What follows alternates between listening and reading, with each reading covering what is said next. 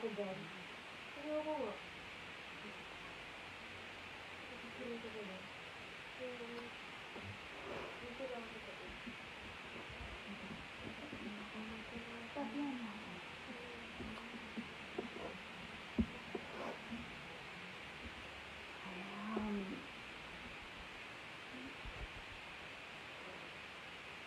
Sabi parang yun na lang to.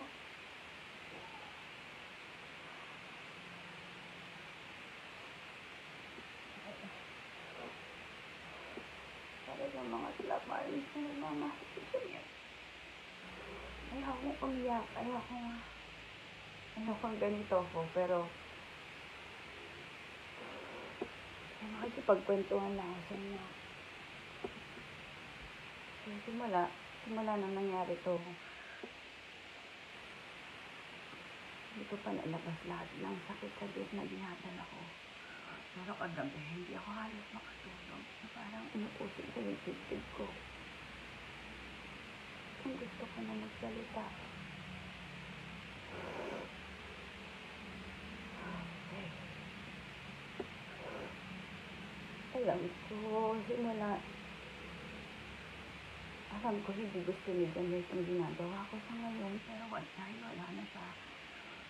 Kaya dito ako ngayon sa harap niyo. Nagsasalita ako. Okay. Dati patawarin natin. Si Jamil yung tipo na kahit na tinudurog ka rin ng tao, ayaw na magsalita. Ayaw niyang pagtanggol namin siya. Ayaw niya na madamay kami. Sa lahat ng problema niya, kilimkim niya lang.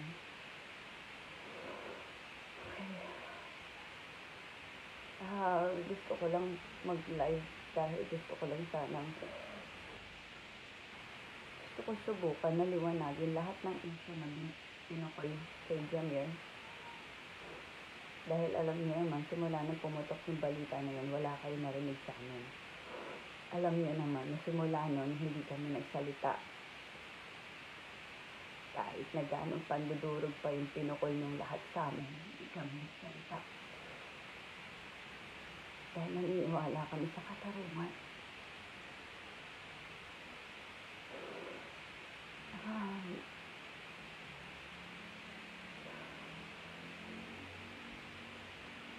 Hindi ko alam kung paano sisimulan to.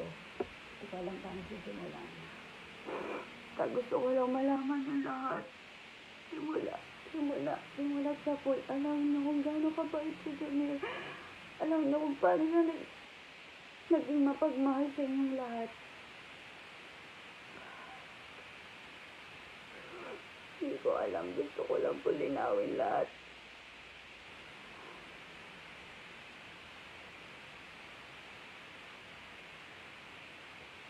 Para sa mga slap armies na naniniwala kay Jamil, maraming salamat po sa inyo. Alam ko lahat kayo kilala niyo kung ano yung totoo. Alam ko kilala niyo kung ano yung totoong Jamil. Sa totoo lang nang lumabas yung balita. Lahat kami nasaktan, lahat kami nahirapan, lahat kami umiyak. Pero gusto ko lang malaman niyo. Simula nang lumabas yung balita na yun, ng unang araw pa lang, hindi na nagtalo sa niya. Dinibdib niya lahat ng sakit sa pinukol niya sa kanya.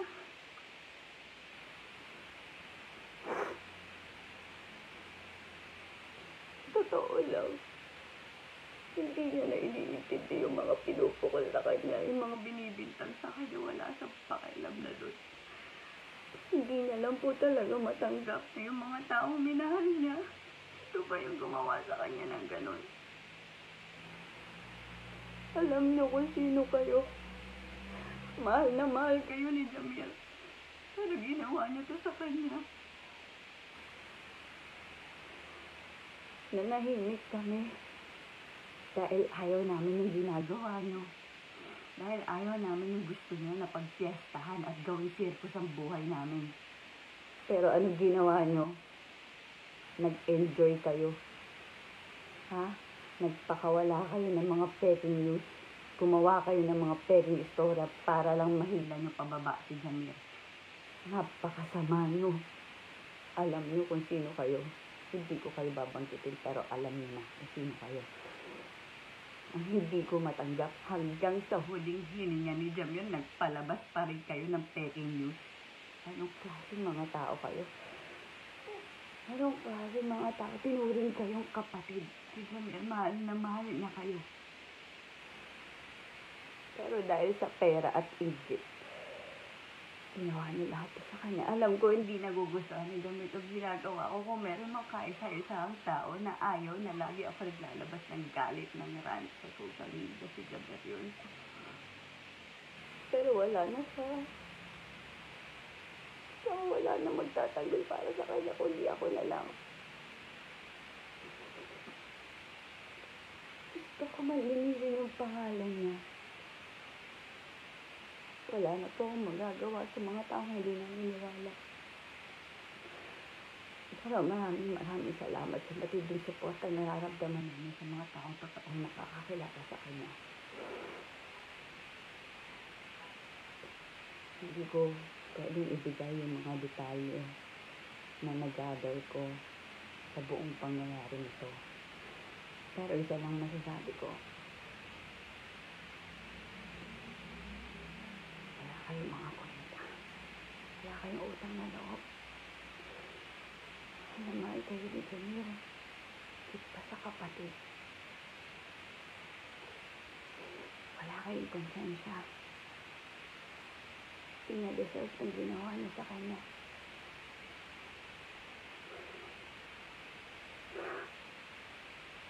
Buong buhay niyang binahal niya lang yung banda. Minahal niya lang kayo.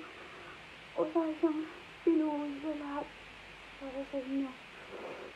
Alam niyo yun sa sarili niyo. Alam niyo yun, hindi siya pera-pera. Hindi siya mukhang pera. Pera niya, binibigay niya na nga sa inyo. Naging gahaman lang kayo, kaya kayo nagkaganyan. Sa lahat ng tao humusga kay Jamir. Sa lahat ng taong naniwala sa sirkos na pinakawala nila. Salamat po. Maraming salamat sa inyo. Dahil naniwala kayo sa kabaliwan ng mga taong to. Ay, dadasal ko na lang lahat kayo. Hinihingi ko lang yung mga hindi naman po ng kahit katiting lang na respeto. Hindi naman po biro yung ginawa ni Jamir. Para sa inyo. Sana lang. Hanggang sa huling ano na lang. Patahimikin naman ang yung kaluluwa na mahanggang ka na lang kayo. Huwag niyo po ako intindihin, kaya ko to. Nagsalita lang ako dahil ito yung matagal ko nang gustong gawin at ayaw ni Jamir dahil iniintindi pa rin kayo.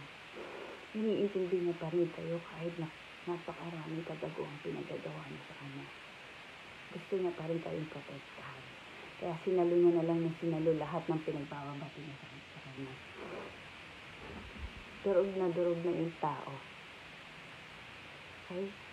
Masaya na po ba kayo? Ha? Ito yung gusto niyo, sumulat sa pool. Kaya niyo ginawa yun, kaya kayo nagpalabas ng kung ano-ano. Iyon yung gusto niyo, diba? Gusto niyo mawala si Jamir, diba? O ngayon, nakuha niyo na yung gusto niyo. Sana masaya na kayo, ha? Ito po ako kung medyo nagiging emotional ako. Parang gusto ni Jamir to. O talagang lumaban para sa kanya.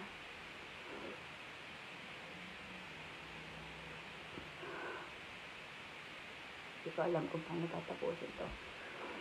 Ay, basta yun lang po yung gusto ko sabihin sa lahat na lumabas na issue sa kanya. Alam ko, nagtatanong kayo. Alam ko maraming nagtatanong bakit hindi kami nagsasalita. Bakit hindi kami nagre-react? Bakit ang tahimik lang nila? Guilty ba sila? Lahat yun. Dinibdib namin lahat yun. Kaya nga nagpakamatay yung asawa ko eh. Dahil gusto sa ginawa nyo eh. Dinibdib namin lahat yun. Dahil umakasa kami, nalalabas ang hostilya. Sa lahat na nakakakilala kay Jamil, alam niyo yung totoo. Maraming salamat sa lahat ng naniwala. Sa lahat ng hindi bumitaw. Mahal namin kayo. At yun sa mga nagpasakot sa kademonyohan.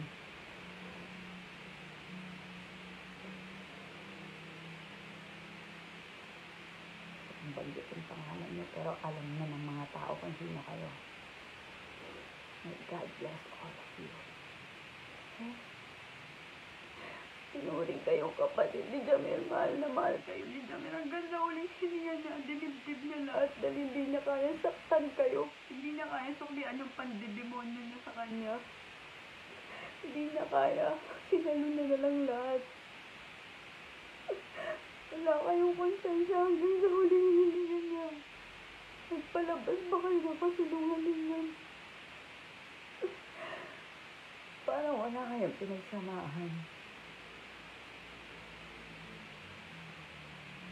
Kung banggitin ng pangalan niyo. Pero alam ng dalawa kung sino kayo. Sama niyo pang mga asawa niyo, ha? Makonsensya kayo sa ginawa niyo sa asawa ko. Alam niyo kung gaano kabait si Jamira. Alam niyo yan. Patawarin niyo ako. Nakaanis patawad kung nagkaganito ko. Kasi pinigil ko lahat to dahil ayaw ni Jamir na magsalita ako. Gusto niya saluhin niya lang lahat. Pero matagal na gusto ko siya ipagtagol pero ayaw niya. Wala na akong magagawa. Sinira na siya. Sirang na siya. Okay. Pero kahit pa paano, subukan ko lang. Sinubukan ko lang na muling ipaalala sa inyo kung ano ang totoo sa pagkatao ni Jamil sa lahat na nakakakilala sa kanya. Isling ko lang po na sana ipagdasal na lang natin yung kaluluwa niya. Wala na po kaming magagawa. So, ipagdasal na lang natin siya. At alalahanin na lang natin lahat ng kabuti ang ginawa niya. Lahat ng paninira na ginawa niyo, dalhin ko na lang yung konsensya niyo. Patawad, Daddy. Hindi na gusto ito ginawa ko, pero gusto ko lang makausap kayo. Lahat armies, lahat ng mga kaibigan niya, mga relatives niya, lahat kayo. Maraming salamat. Salamat po. Hindi ko na alam kung ano nasabihin ko. Ano? Salamat na lang po.